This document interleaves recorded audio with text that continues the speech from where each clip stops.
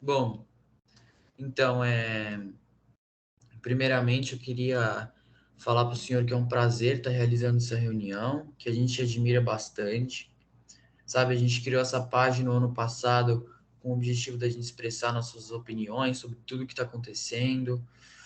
Ultimamente as pessoas voltaram, muitas pessoas começaram a se interessar por política, principalmente pessoas da minha idade, porque, sabe, todos meus amigos, muitas pessoas próximas de mim se interessam muito por esses assuntos, que eu me interesso bastante. E foi com esse objetivo de expressar nossas opiniões que a gente criou a página. A gente já realizou reuniões com vários deputados, várias pessoas importantes, igual o senhor. E é isso. O Matheus, ele foi o meu amigo que me ajudou a fundar essa página, tudo. Ele me ajudou a fazer a página crescer, me ajudou nas reuniões, sempre esteve ao meu lado. E a gente vai fazer algumas perguntas para o senhor agora Antes de vocês sobre. fazerem as perguntas, posso fazer algumas perguntas para vocês? Claro, pode fazer. São de que cidade? Nós somos de De Campinas. Campinas. De Campinas? Sim. Ponte Preta ou Guarani? Guarani. Guarani. Deus me livre, é o fim do mundo. Começou mal. Tá tudo errado, tá tudo errado.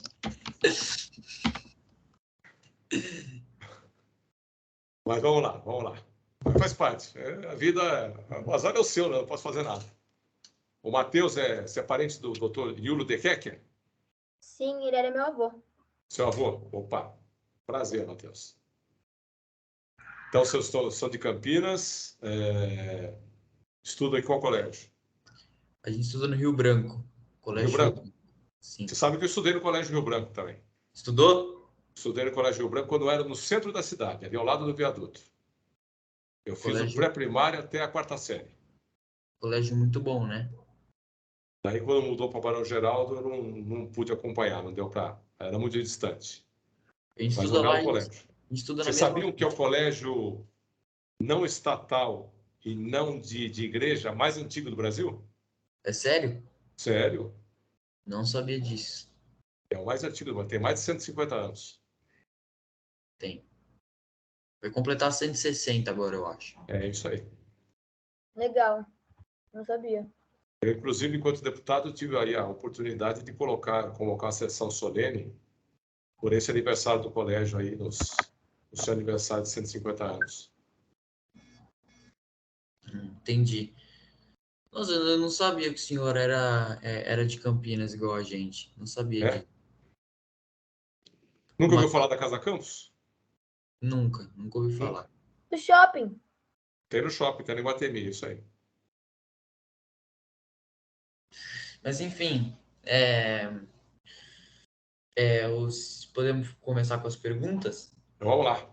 Vamos trabalhar, né? Chega de lero-lero. Bugrino, vai, Bugrino. Vai estar feliz, né? Ganharam da gente, está feliz. Olha lá. 3-0. Aproveita, que não é sempre, viu? Aproveita. Bom, vamos lá.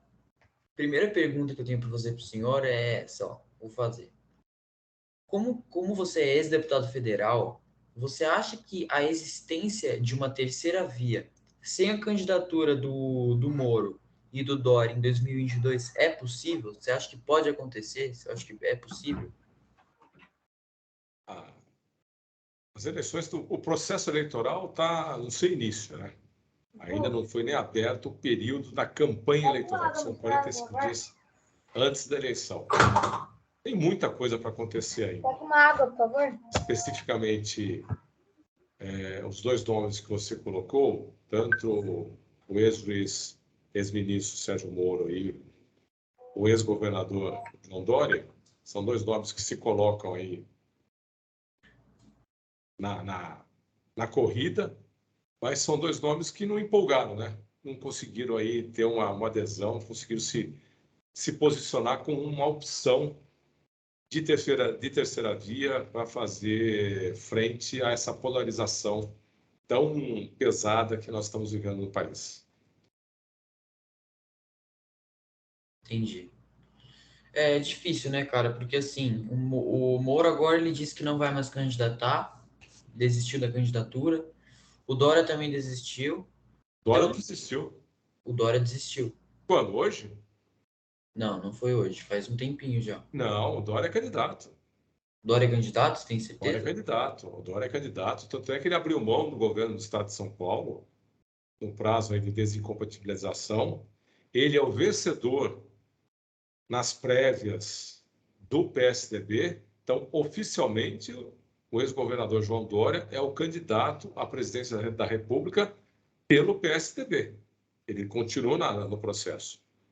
E O você, ex-ministro Sérgio Moro, ele abriu mão de ser ministro, foi para a iniciativa privada, voltou da iniciativa privada, ele foi primeiro para o Podemos, onde ele foi recebido lá pela presidente Renata Abreu, e depois, recentemente, ele saiu do Podemos e foi para a União Brasil, sendo que, na sua ida para a União Brasil, ele disse que não seria mais candidato. E depois, uma vez dentro da União Brasil, ele falou, não é bem assim, sou candidato sim, mas tem um problema interno aí que ele tem que resolver. entendi. Você acha que o Dória ele teria chance de ser eleito como presidente da República?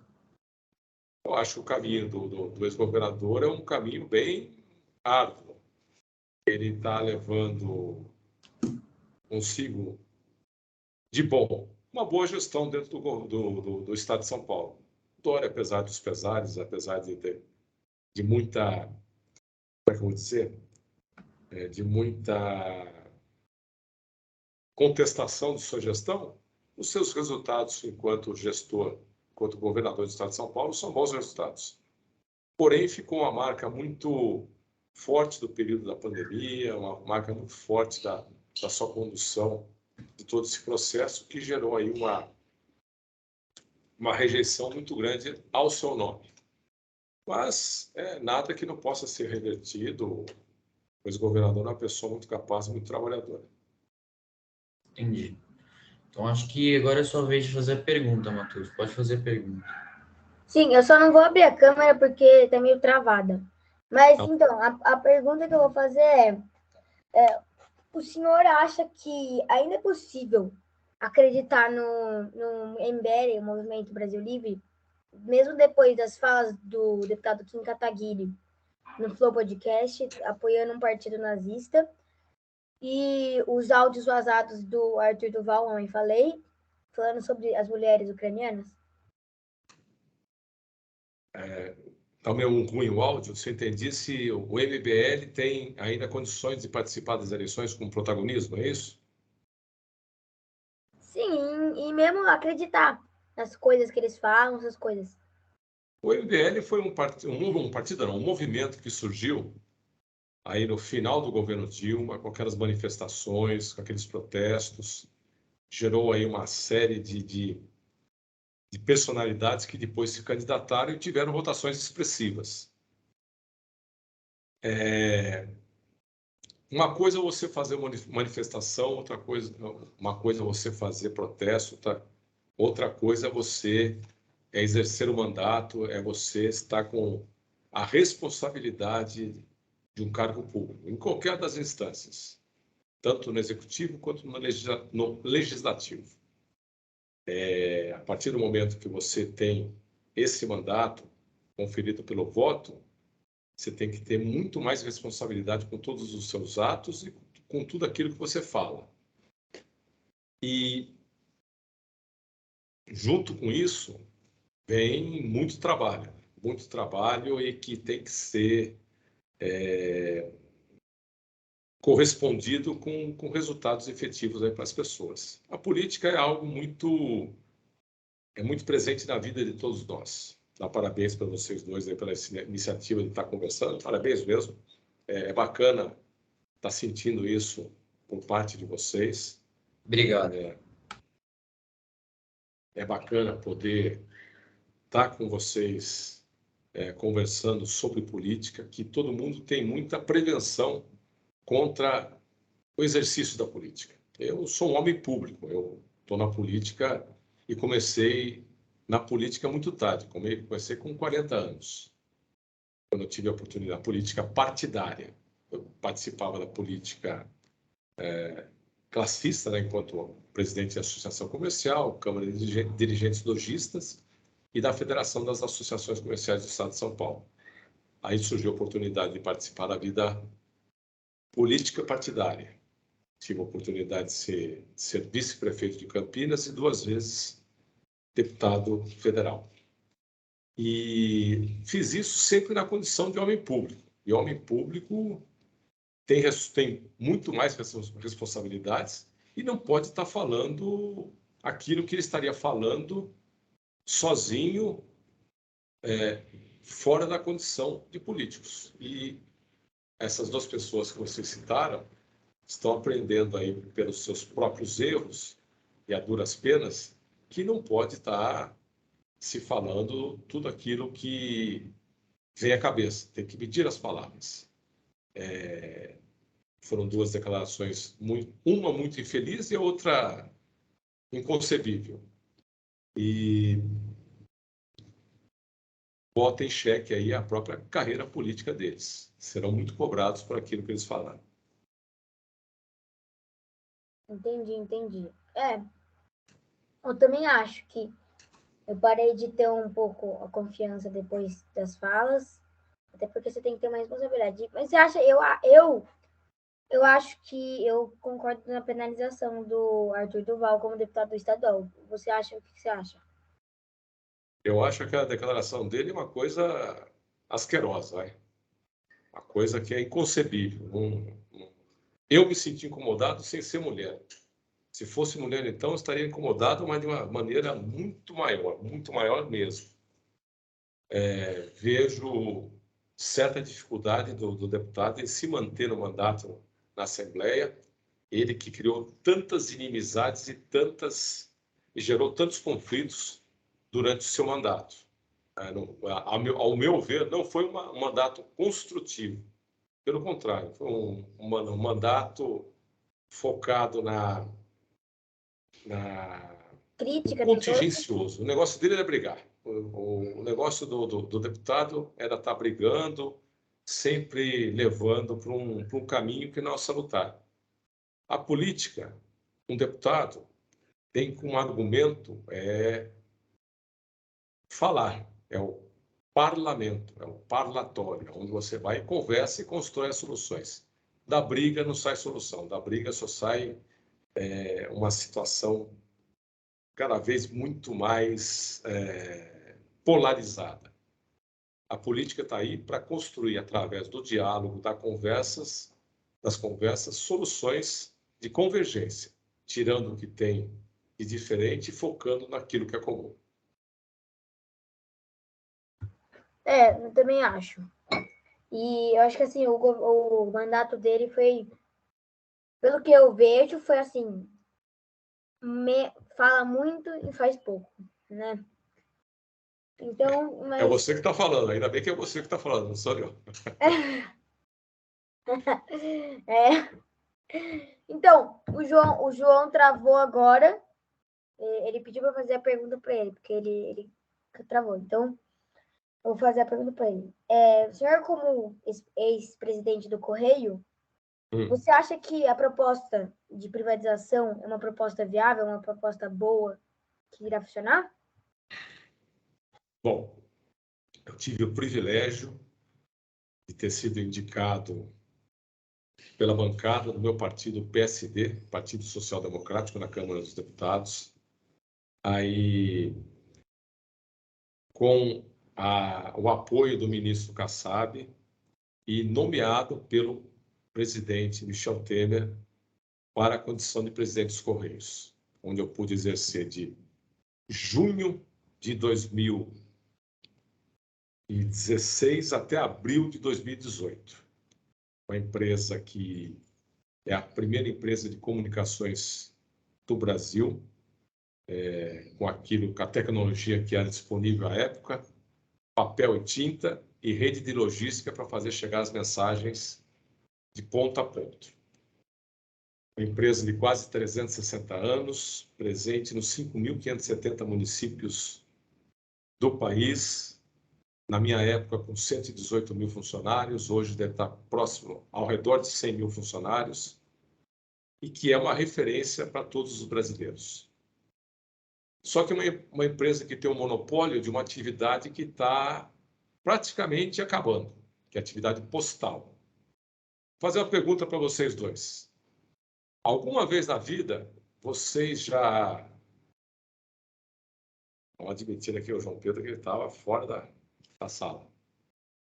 Opa, voltou. Vou fazer uma pergunta para vocês dois, João Pedro e Matheus. Vocês alguma vez na vida mandaram uma carta para alguém? Uma carta? Nunca. É. Nunca, Não? nunca. Nunca. Receberam carta de alguém? Nunca. Nunca. Nunca também. Cartão postal? Cartão postal? Acho que não. Acho que eu já recebi de alguma coisa, mas tipo, Tá certo. uma vez no máximo. Uma vez no máximo. Vocês verem, vocês são a prova viva que a atividade postal é algo que praticamente deixou de ser usada pelas pessoas, né? Com todos os recursos da nova tecnologia, a atividade postal praticamente só para aquelas atividades comerciais ou do judiciário, que precisa ter uma comprovação física de entrega. E, em cima dessa realidade, nós promovemos uma série de reestruturações dentro dos Correios para que tirasse, primeiro, do colapso financeiro. Nós chegamos, os Correios tinham tido um prejuízo no ano anterior de 2,5 bilhões. Nós trouxemos um prejuízo para 1,5 bilhão no primeiro semestre que nós passamos por lá. E no ano subsequente, em função de todas as medidas que foram implementadas por nós, por toda a equipe dos Correios, por todos os funcionários dos Correios, conseguimos reverter esse prejuízo para um lucro de 667 milhões. E essa reestruturação permitiu que os Correios passassem a ter um resultado positivo e vindo no resultado positivo crescente ao longo desses últimos anos. O modelo proposto pelo atual governo de privatização, ao meu ver, não é o mais adequado para os Correios. Ao meu ver, enquanto ex-presidente, o modelo a ser adotado nesse processo de modernização, processo de trazer os Correios para uma realidade, é uma privatização ao longo do tempo. O que é isso? E deixando de lado o lado estatal e do monopólio da área postal e tendo um olhar mais atento para o lado da encomenda, do e-commerce, que esse é concorrencial. Os Correios não têm um monopólio. Nós concorremos com todas as empresas de entrega. Os Correios concorrem com todas as empresas de entrega do país, nacionais e internacionais. E nós vimos fazendo, e os Correios vinham fazendo isso já no meu período de presidente. O processo foi se acentuando, só que muitas coisas pararam pelas gestões anteriores, que poderiam ter sido mais ousadas e mantidas essas ações, que os Correios estariam em uma outra situação. E, para responder de prático a sua pergunta, não, o modelo proposto por essa administração de hoje não é o mais adequado para os Correios. Ao nosso ver, é um modelo que foi adotado por nós, estava sendo implementado, tinha que ser intensificado, que é um processo de privatização ao longo do tempo, enfatizando no mercado do e-commerce, o mercado de encomendas, que é concorrencial, e administrando a queda do mercado postal, que é o monopólio. Não sei se eu me fiz entender. Nossa, foi muito boa a explicação, obrigada. Consegui entender, sim. Eu só queria falar que eu acabei tendo que sair porque a internet caiu aqui, mas eu consegui voltar. Ainda bem, né? Nem a internet aguentou o time que você torce. Falar bem a verdade, eu não torço pro Guarani, não. Eu sou corintiano, mas ele Nossa, olha. Sai da frigideira para cair no fogo, viu?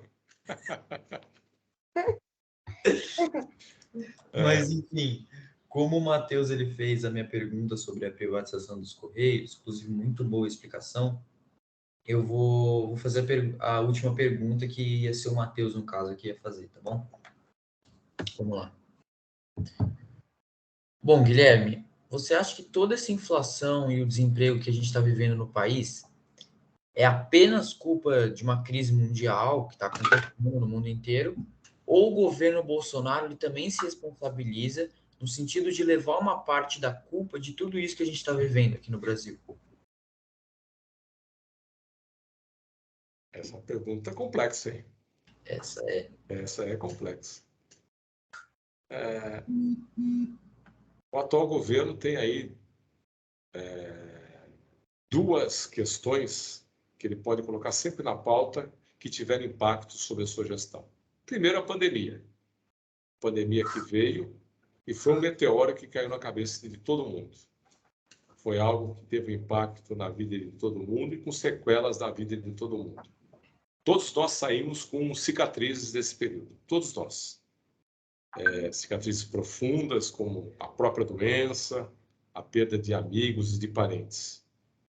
E isso impactou também o governo. O governo teve que fazer ações emergenciais, focando nas pessoas, já que a atividade econômica foi praticamente proibida, né? Todos nós tivemos que ficar em quarentena durante o período que abria, fechada, mas teve um impacto na vida de todos, em todas as empresas. Impacto na vida de vocês, que são os mais jovens, que perderam o que há de melhor na escola, que é o convívio social, a possibilidade de estar se relacionando. Isso faz parte do aprendizado, isso faz parte da formação das pessoas. Agora temos o impacto da guerra. Também é algo que vai ser colocado. Poxa vida, se não fosse pela guerra, nosso cenário seria diferente. São duas questões que não tem como negar, tem impacto sobre esse governo e teria impacto sobre qualquer governo. O que nós podemos discutir é se esse governo teve as ações corretas perante as duas situações. O futuro vai dizer quem estava certo e quem estava errado. Não vou ter aqui a ousadia de dizer, não, foram tomadas medidas erradas, foram tomadas medidas certas. O tempo vai dizer. E o que mais me preocupa na economia é a inflação. Vocês não viveram a inflação. Eu vivi a inflação lá atrás. E não tem nada mais desagregador, não tem nada mais prejudicial para um país, para a sua economia, para a sua sociedade que a inflação. As pessoas perdem referência, a perda do dinheiro, a falta da estabilidade é um câncer para a sociedade. Temos que buscar a todo custo a contenção da inflação, o restabelecimento do equilíbrio fiscal e buscar também a todo custo que o Estado pese cada vez menos sobre as costas daqueles que pagam impostos sobre o setor produtivo. O ano passado foi o recorde histórico do peso da carga tributária sobre a sociedade. Se não me engano, 33,9%. Se a Inconfidência Mineira aconteceu na época do Brasil colonial, por causa do quinto dos infernos, que eram os 25% que o Brasil tinha que pagar para a coroa portuguesa, nós estamos vivendo uma sociedade que é a sociedade do terço dos infernos, que é 1/3 de tudo aquilo que é produzido vai para a máquina pública. E a máquina pública não dando conta daquilo que é obrigação do Estado estar provendo. A obrigação do Estado está colocando aí à disposição de todos nós brasileiros, fazendo aí um equilíbrio entre aqueles que ganham mais, aqueles que ganham menos. Eu me considero uma pessoa liberal por formação, mas que tem que ter, que enxerga no Estado um elemento de equilíbrio para situações onde o poder econômico pesa demais, para situações onde a fragilidade social merece ser bem atendida. É muito difícil dizer que um está absolutamente certo ou outro está absolutamente errado. Acho que tem decisões corretas e tem decisões erradas ao longo desse governo. Entendi, é verdade, eu também acho isso. que também tem uma grande culpa da pandemia, né? A da guerra, acho que ainda a gente vai sentir mais para frente, né? Espero que não vire algo mundial, que se for vai ser bem pior. Nós já estamos sentindo agora, Matheus, estamos sentindo agora, principalmente pelo efeito das commodities de energia. O petróleo subiu demais, isso aí desbalanceou toda a cadeia produtiva, o impacto está na vida de todos nós. E aí vem as discussões. A Petrobras repassa esse valor para a sociedade brasileira, a Petrobras segura esse valor e deixa de pagar dividendos para os seus acionistas. É sempre uma questão que entra na pauta e deve ser aí muito bem tratada. O Petrobras é o principal, não tem um monopólio mais, mas é o principal fornecedor de combustíveis fósseis para o Brasil. E o Brasil precisa achar alternativas para isso, para não ficar nessa dependência tão grande do mercado externo. O Brasil só não está numa situação mais fragilizada em relação ao mundo, porque nós temos no Brasil algo que o Brasil é campeão do mundo, mas aí com folga. É no agro. O Brasil no agro é imbatível. O Brasil no agro não tem para ninguém.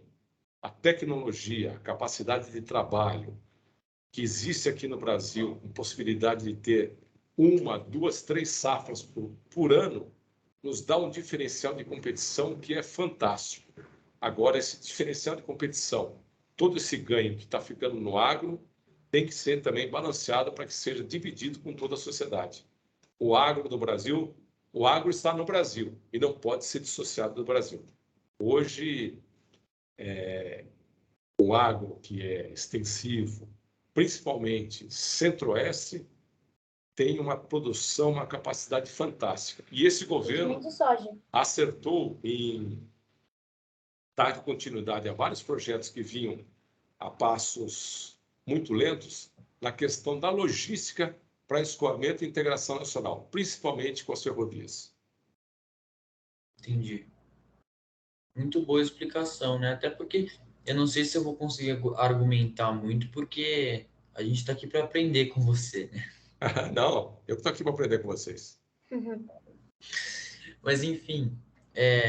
Ô, Guilherme, eu poderia fazer uma pergunta final? Não sei se você Pode, quando você quiser. Eu tô por conta de vocês mandam.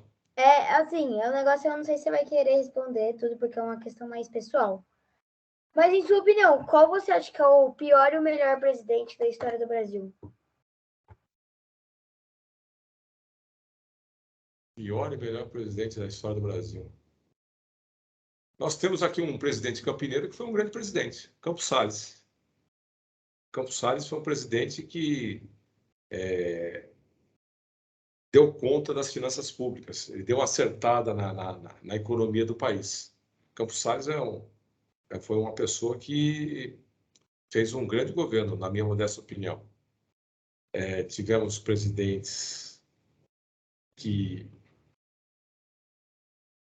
como o Jânio Quadros, que tentou uma saída, não conseguiu assumir o seu vice e deu no que deu, com o processo da intervenção militar.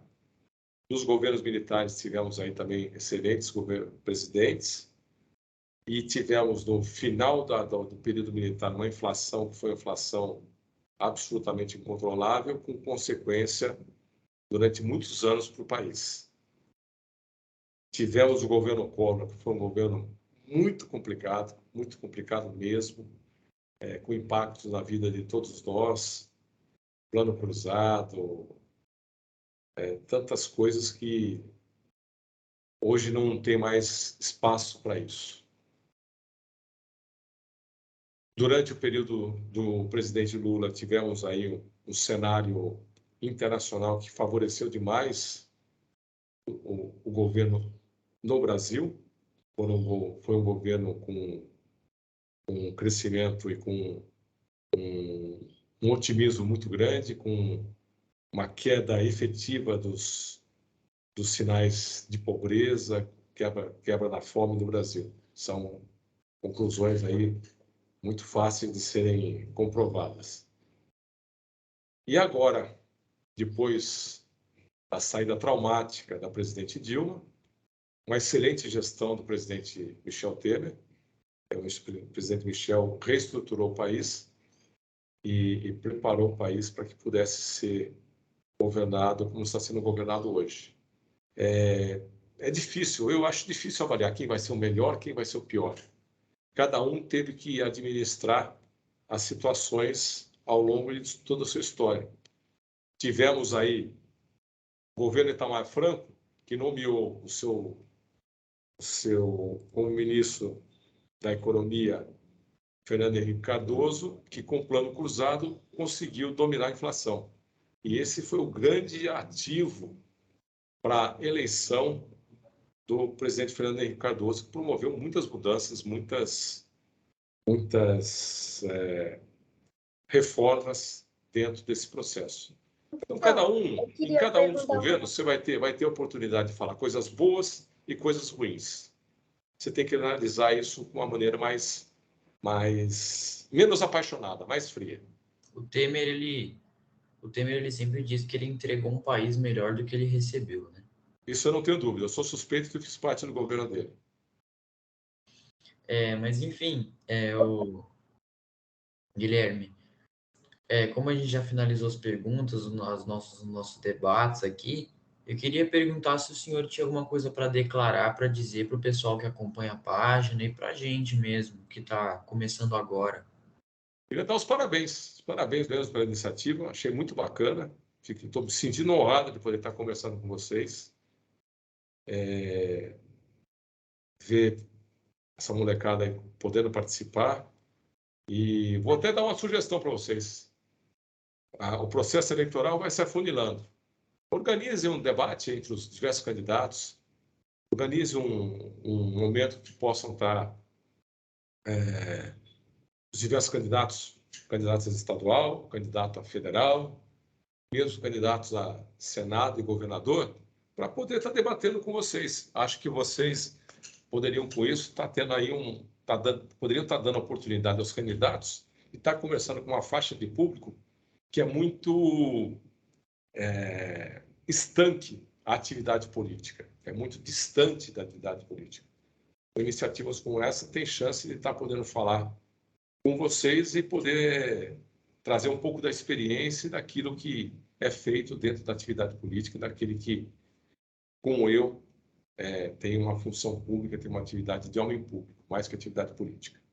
Parabéns, estou sempre à disposição de vocês, e se precisarem de uma ajuda para poder dar umas dicas de como organizar isso daí, usa a gente que a gente dá umas dicas para você. A partidária é para vocês, aí não preciso nem para estar participando do processo, só dica de como poderia estar organizando um debate como esse.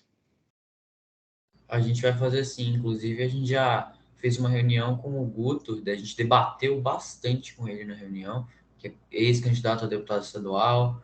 Já conversamos também com o Renato Batista, que também é ex-candidato a deputado estadual. Agora a gente está planejando também uma reunião com o Reniose Cooker, mais conhecido como Professor Rock, que é deputado estadual e agora vai ser candidato a senador. Então, sempre tentando progredir mais, né? Conversar com pessoas diferentes, de lados diferentes, opiniões diferentes, para a gente estabelecer nossa opinião de uma maneira correta e não ouvir só um lado. O segredo é isso, é não polarizar, é dar oportunidade de todos poderem estar conversando. Aí, se eu pudesse dar uma sugestão para vocês, ninguém precisa concordar com aquilo que eu falo, mas eu tenho que ter o direito de me expor, de colocar todas as opiniões. O discernimento e a capacidade de concordar ou não fica por conta das pessoas. A máxima, você pode posso não concordar com aquilo que você está dizendo, mas eu tenho a obrigação de ouvir aquilo que você está dizendo.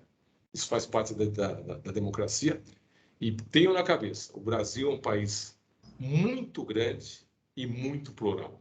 A diversidade brasileira é algo assim que é uma riqueza. E eu só tive visão do Brasil em toda a sua totalidade, uma vez participando do Congresso Nacional. Porque, enquanto paulista, enquanto campineiro, eu tinha a visão daqui, da nossa realidade. Quando a gente vai para o Congresso Nacional e convive com todas as realidades, onde todos colocam suas necessidades, todo mundo tem que conversar e chegar num denominador comum das prioridades, aí que a porca entorta o rabo, porque não é fácil não, viu? A, a, a atividade da conversa, da construção das convergências e, a partir daí, chegar às soluções. Entendi. A gente vai tentando, né? A gente vai abrindo as portas para todo mundo conversar com a gente. Algumas pessoas já chamaram a gente para conversar com elas também. Foi um ótimo prazer, eu me senti muito honrado. Eu acho que é isso, Guilherme. Eu acho que Vocês não têm dimensão disso que vocês estão fazendo, viu? Não, estou falando sério, vocês não têm dimensão. Vocês vão ser paparicados por muita gente aí, viu? a gente, todo mundo fala que sabe que a gente é muito novo, já está fazendo tudo isso, que a gente vai crescer bastante. E eu espero que a gente cresça mesmo. Eu espero que a gente faça diferença na vida de muita gente. Matheus, eu estudei com o Dequique lá no Pio 12. Fiz colegial com ele. Ele é meu pai. Seu pai? Sim. Legal. Fala pro seu pai que eu passei muita cola para ele.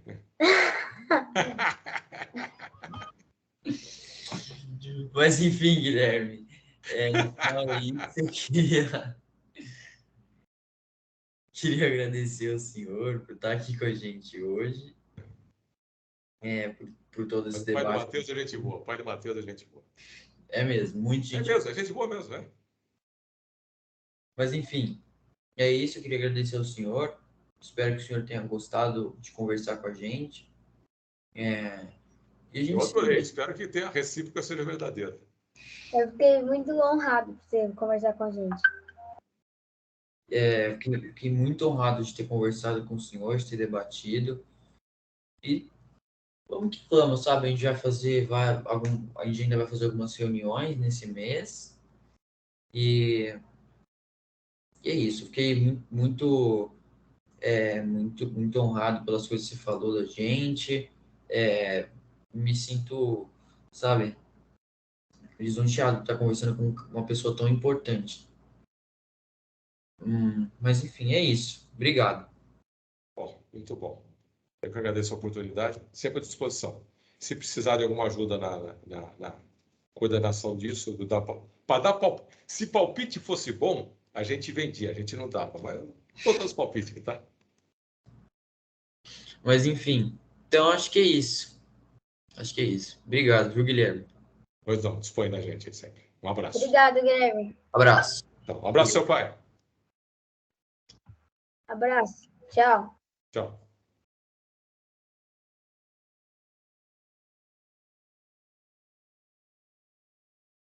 Daiana, você tá aí, Daiana? Daiana, você está aí, Daiana? Eu tô falando e esqueci que o microfone tá. Desculpa, gente. É que eu fechei o microfone para não atrapalhar vocês. Estou aqui. Deixa eu só parar a gravação. Para a gravação. Peraí. Manda a gravação para eles. Ficou bacana. Também gostei.